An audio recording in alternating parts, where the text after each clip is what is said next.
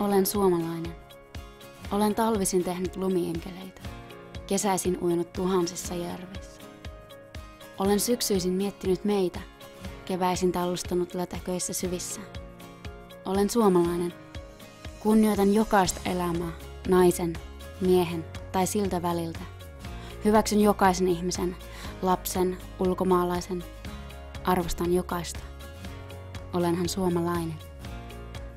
Olen kaunis, hyvä, siunattu.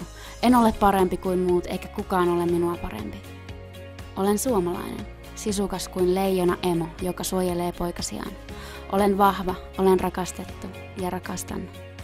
Suomen leijona, anna sen voiman vallata sinut täysin. Sinun juuresi, menneesi, nykyisyytesi, tulevaisuutesi.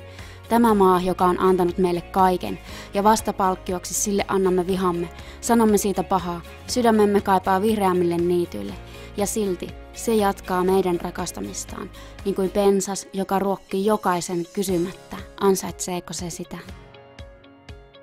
Me sanomme meidän yhteisö, mutta fuck the system, mikä systeemi?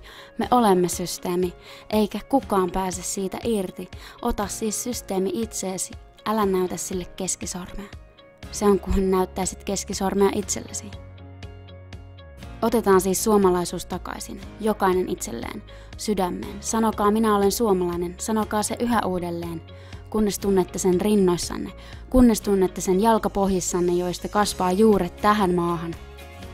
Mitä yksi lippu merkitsee, mitä kuvitteellinen raja, mitä kansalaisuus. Älkööt vähätelkö historiaamme kaikki syystä syntyneen. Mistä on tullut vapaus, mistä sivilisaatio? Älkäät unohtako, että se rakennettu on vaivalla. Ja rakentukoot.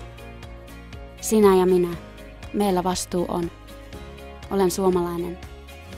Ja sen vastuun ylpeydellä kannan.